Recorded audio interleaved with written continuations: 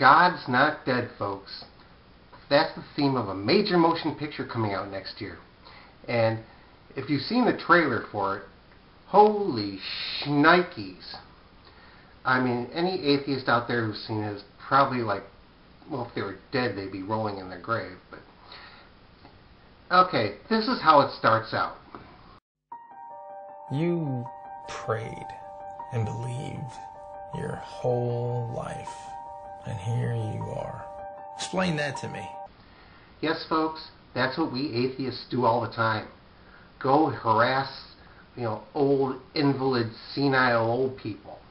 And sorry, Christians, but no, that's usually you. Either you trying to get them, if you don't convert, you're going to burn in hell, or trying to get them to give you all your shit. When a 12-year-old watches his mother dying of cancer, a God who would allow that is not worth believing in. Life is really a tale told by an idiot, full of sound and fury and signifying nothing. Yep. But you notice how they make him all like real angry, But of course, how can you not be when you constantly see these idiots all the time screwing up everything? So. Name? Wheaton. Josh Wheaton. Huh? What? This is a story about a young Joss Whedon? Boy, I gotta see this. Oh no, wait a minute. It's Joss Whedon. Yeah, like they didn't do that on purpose. You might want to think about a different instructor. Come on, man, it can't be that bad. Think Roman Coliseum, people cheering for your death. Yeah, because, Christians are such a minority. I mean, jeepers, think about it. What if atheists treat you like you treat everybody else? Oh my good golly gosh. This is Philosophy 150. I would like to bypass senseless debate altogether and jump to the conclusion, which every sophomore is already aware of: there is no God. Yeah. Atheists do that all the time also. They let's ignore everything, just say something, that this is what I believe. Yeah, atheists are known for doing that.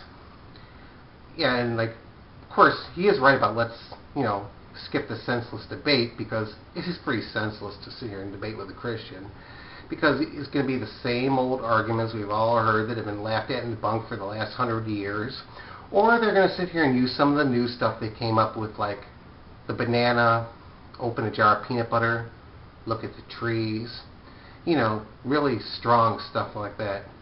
And another thing, like a professor's ever really going to do that. Because if they did, damn well all the Christians would be, wah, wah, wah, wah.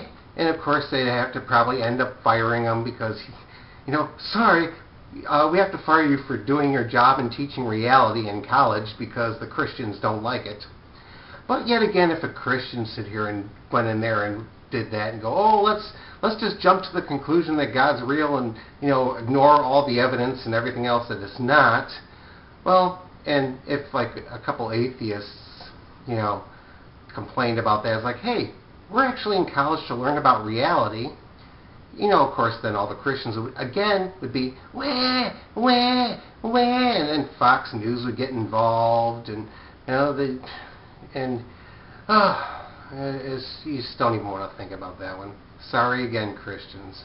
I think of Jesus as my friend. You think Jesus is God? I don't want to disappoint him.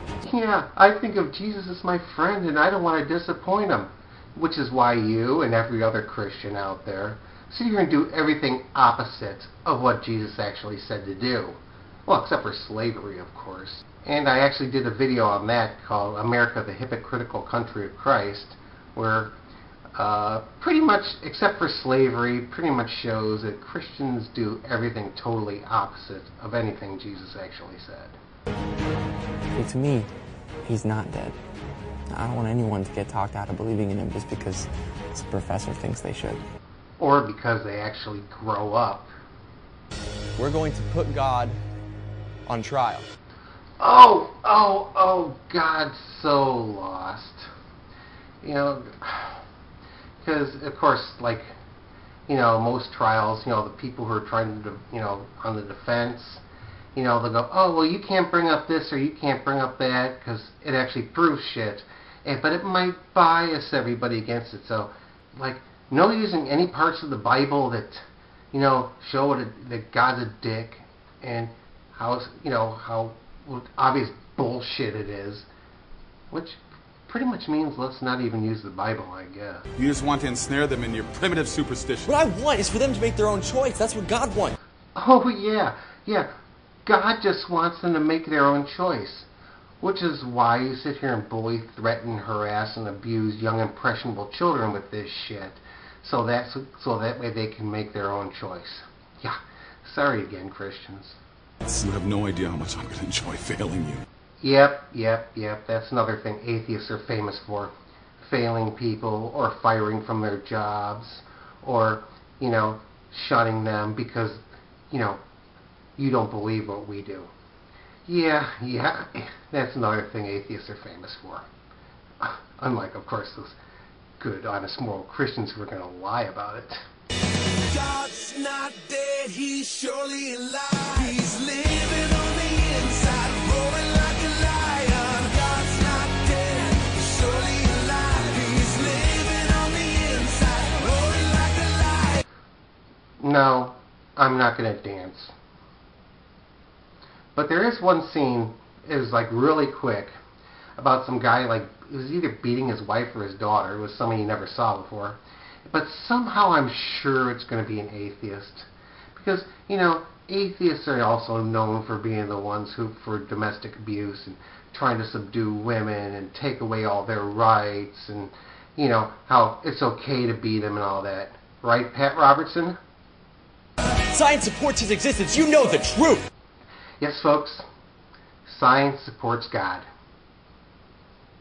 Of course, I guess if you're talking like Christian Science or creation science, which basically involves let's just make shit up. So, yeah, science supports God. So why do you hate him? It's a very simple question. Why do you hate God? We get that a lot, and it's like, how can we hate something that doesn't even exist? Now, if somebody hates Christians, that's pretty obvious why, but you can't hate something that doesn't exist. But if he did, most likely because he's a fucking dick. And he's responsible for all the bullshit in the world. Which, of course, Christians are going to come up with some sort of excuse for, which I also did a video on about the free will versus the divine plan argument. Either way, he's a dick. God's not dead, he's surely alive. He's living on the inside, roaring like a lion.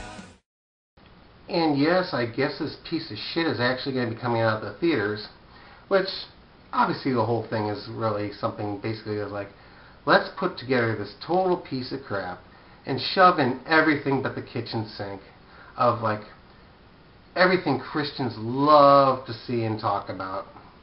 Like, let's throw in their stereotypical perception of an atheist.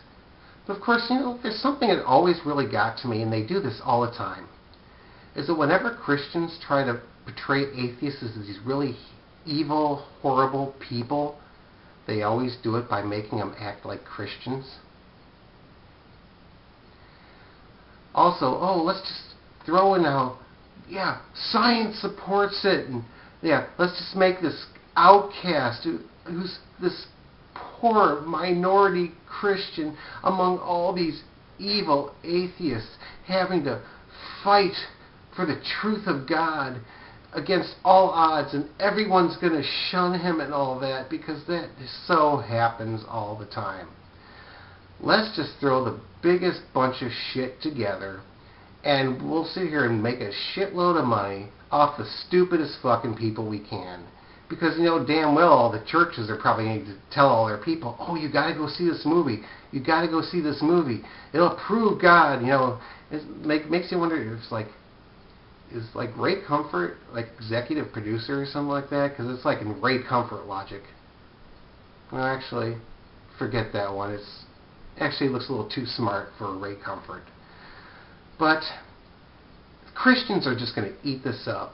Where anybody with the mentality of a 10-year-old is just going to be like in tears of laughter or by the time they come out of the theater, it look like they got beat up by a gang from all the face palming they're going to be doing through the whole thing. So I would suggest you probably wear like some sort of face protection, like a hockey mask or something like that, so that way, you know, you won't come out with black eyes and all that. Anyways, this ought to be really interesting. God's not dead. But yet again, he never existed, so whatever.